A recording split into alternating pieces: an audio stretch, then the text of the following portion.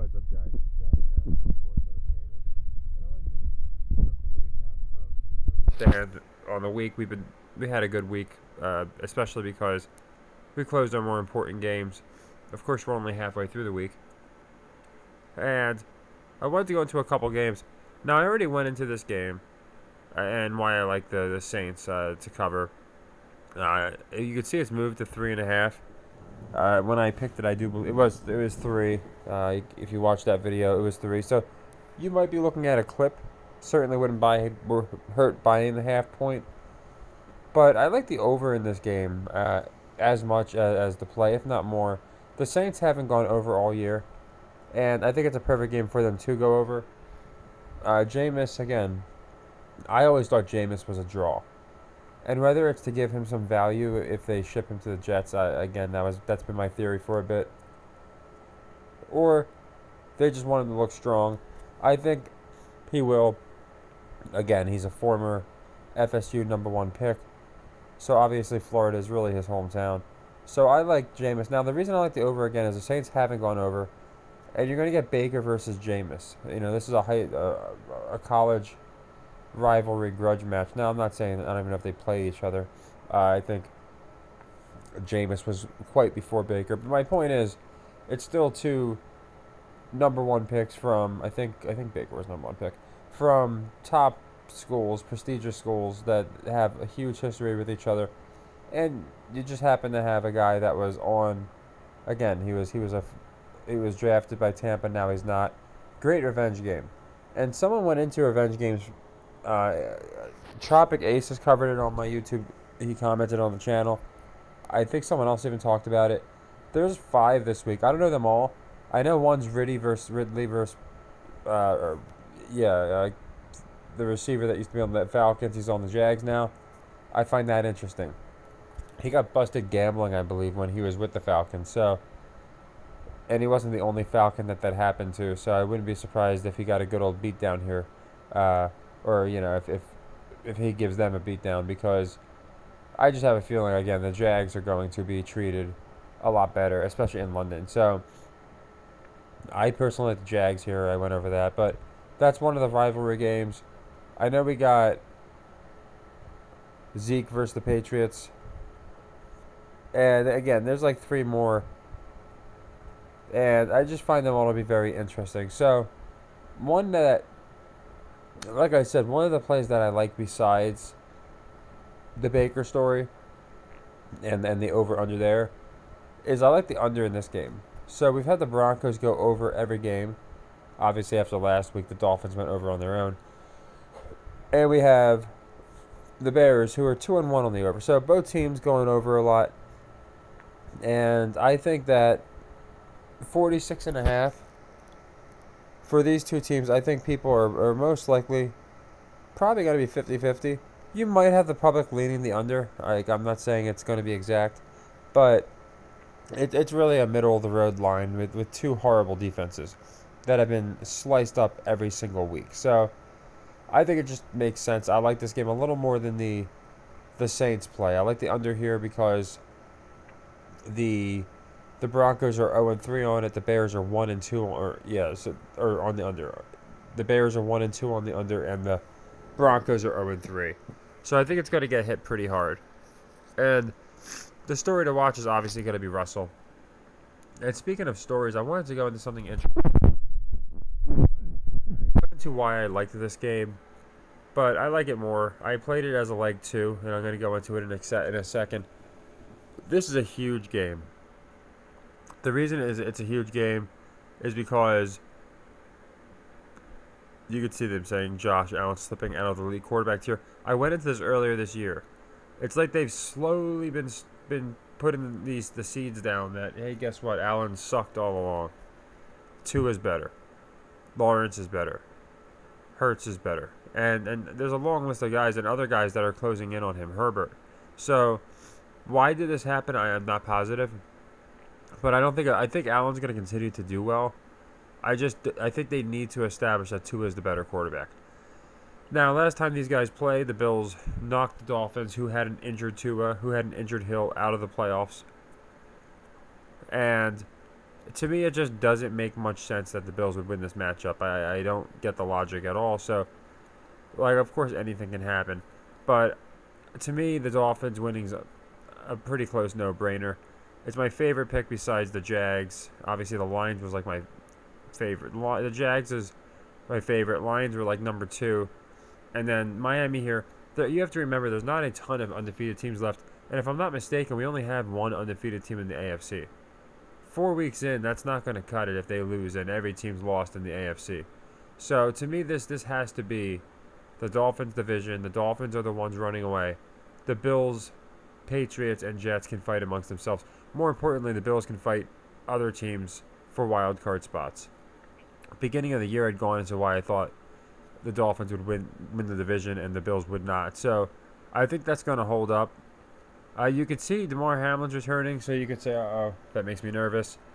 This is like the third time they've pulled this stunt where they said he was active and going to play. He's going to be, and he didn't. So now with Poyer out, there's a good chance he will play. And he might look okay. But it's not going to flip the game, in my opinion. To me, what's more interesting is the Dolphins have former Bengal Eli Apple. And to me, that's interesting. He put out a lot of cryptic tweets when DeMar Hamlin got, quote, injured.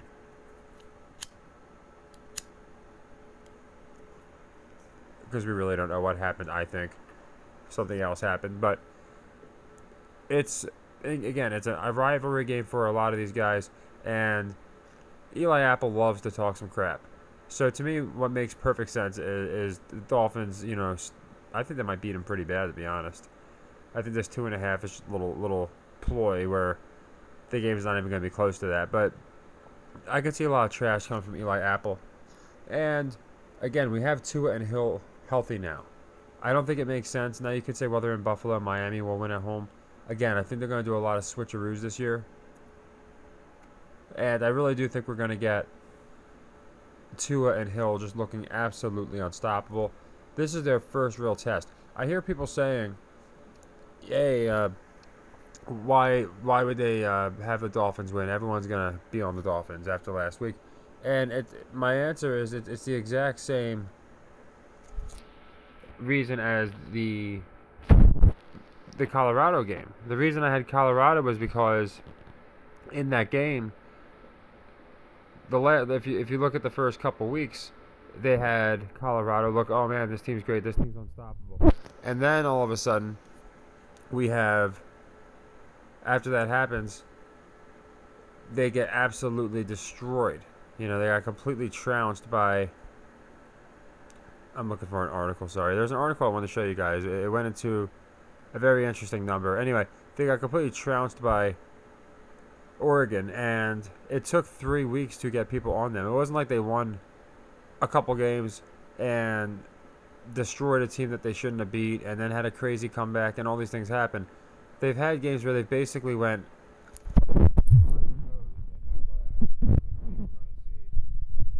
the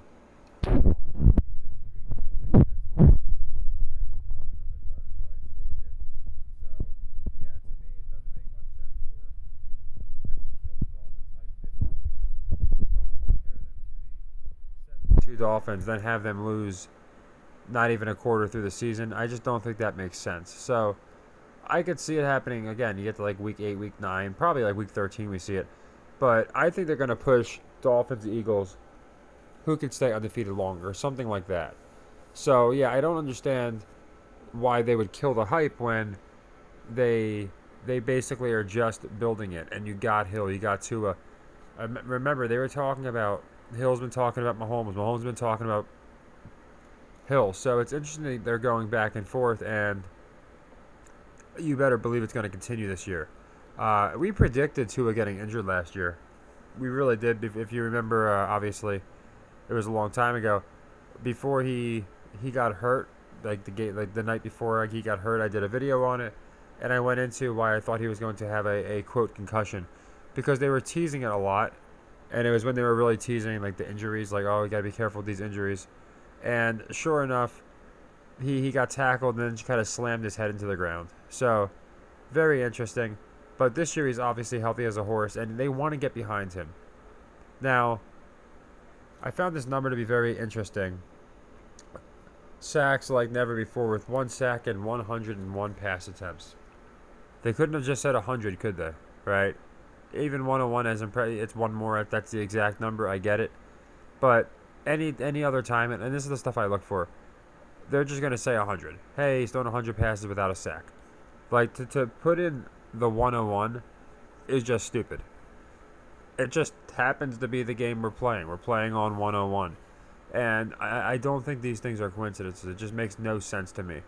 So, 2 is number 1. So right in the middle of number 1 is a 0, right? 101. Because he's, in my opinion, going to stay on 0 losses. But to me it's more interesting just because they show about the 101 number for no reason. Again, they don't have to say 101. They could have said 100.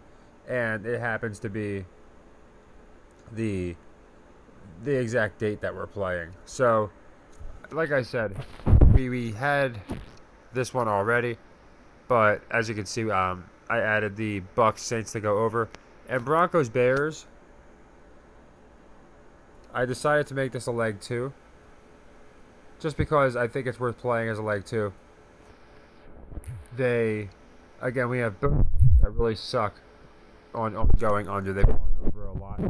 So I expect more of the public to be on the over. And again, these things balance out at the end of the year. Now for the Bills, as you can see, I got Dolphins beating them, getting there.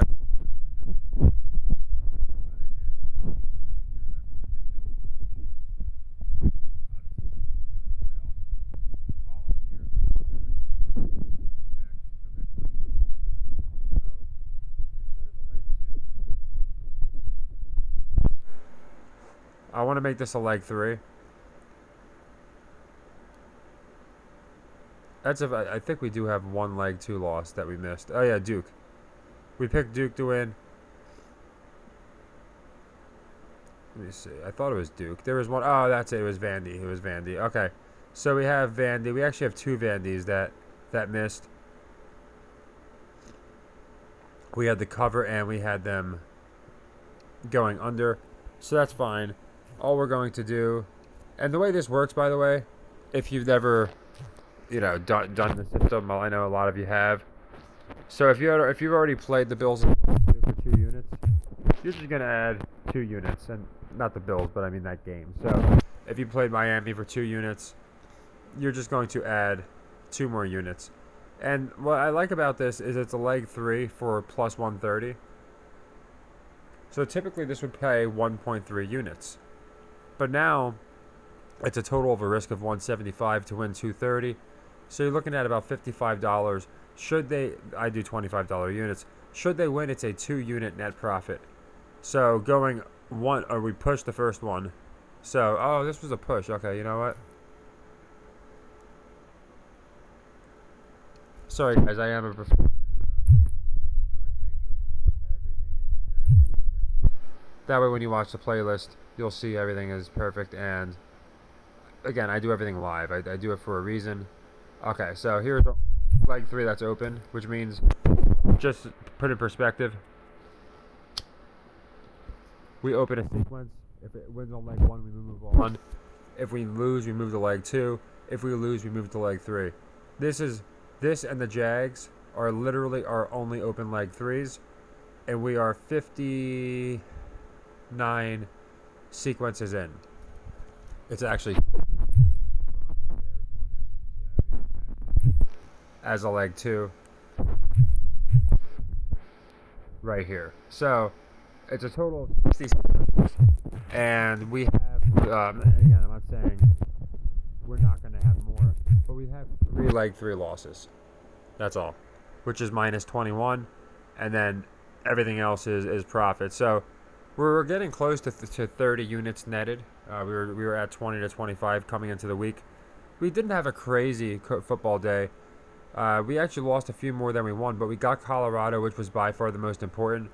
It's basically as important as 4 games, since we did 4 units on it.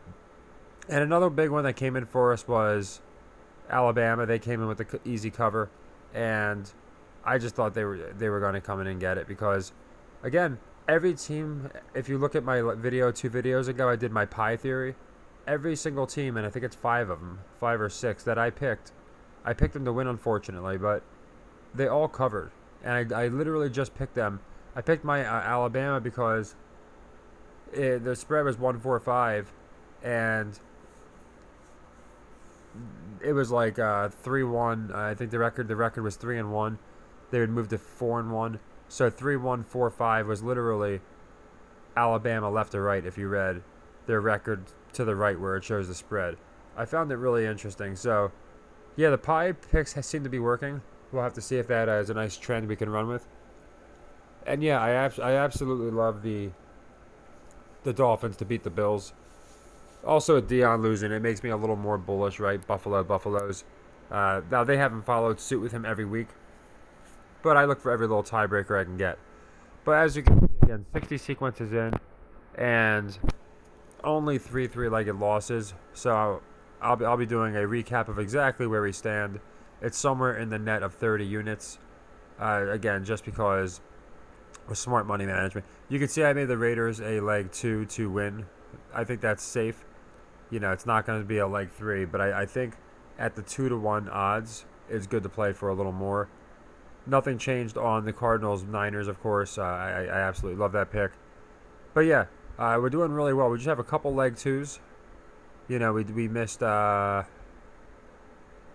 missed Iowa State, I believe. I haven't checked that one. Arizona didn't go over. It was close towards the end, but we missed that one. So we have a couple leg 2s, and the Duke was a loss at the end.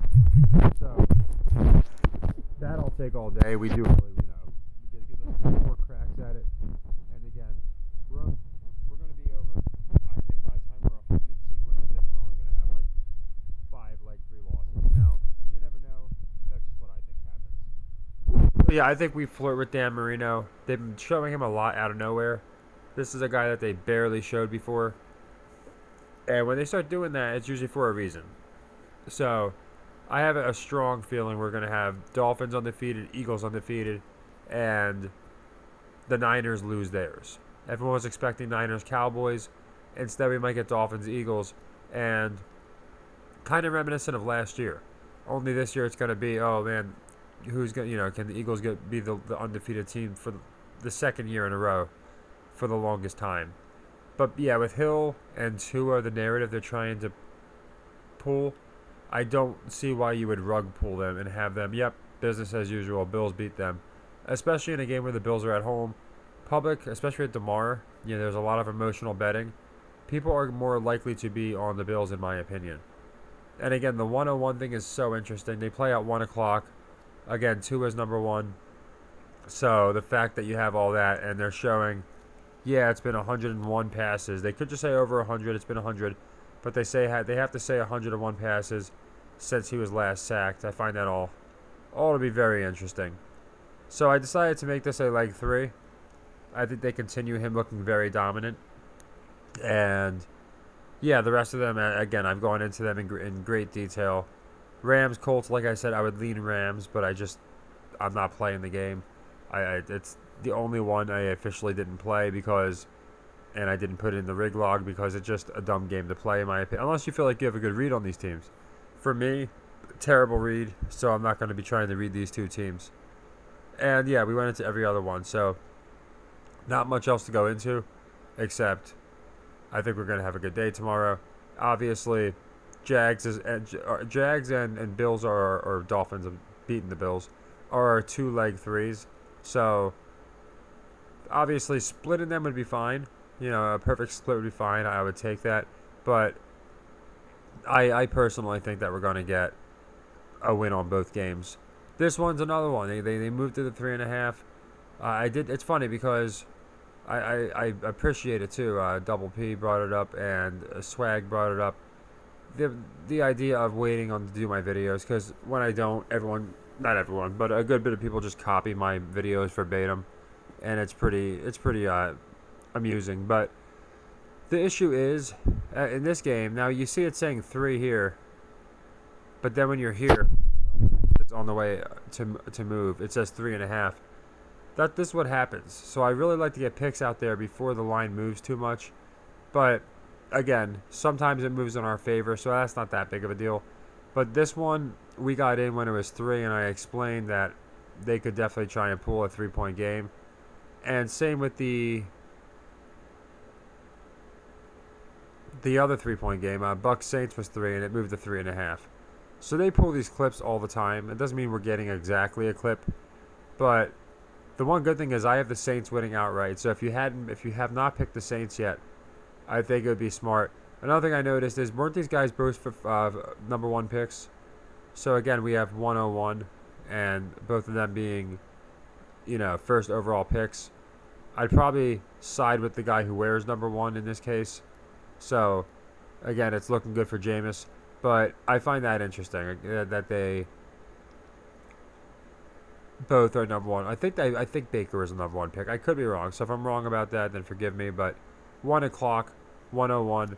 Just a lot of that symbolism being used. I went into before how that was going to be used, and then we see it on the Dolphins game. So yeah, I think the Dolphins definitely beat the Bills. Hamlin might get his first interception, like something like that, or at least a couple nice plays. But let's be honest, fake or real, like there's no way they're going to try and spin this guy that came off a heart attack, keeping up with the fastest receiver in the league. He'll be back where he was if he tries to even keep pace with a guy like Hill, who they're calling a cheat code. So I think you need to show how the Dolphins are different. Everyone is so sold on the Chiefs. Everyone is so sold on the Bills that you got to get other teams into the fray. They just did it with the Lions, and I think we're going to see it with Miami, which is why I made it a leg 3. We're still fading Dion. A few people asked me, well, are we going to pick all of his teams to lose again, or since he covered, are we going to pick him to cover? Again, I think it's smart to play both. You're getting paid well on either one. So I'm running 3, believe it or not. I'm running 1 without the Niners, just because even though it was a Thursday game before Dion, there is that possibility. Again, next week Niners play the Cowboys. So, all of the rainbows and sunshine might come to a little bit of an end, because obviously they can't keep up that exact thing without those teams tying. But we are obviously over the target. We've been over the target since week 1 when it happened. I do think that they're going to keep it where, until then at least, and even afterwards, we have a lot of commonalities. So, in my opinion, the Dion teams are very interesting, but I think we're going to get, like I said, if anything, the Niners would be the outlier, because they might be saying, hey, they're the Super Bowl team.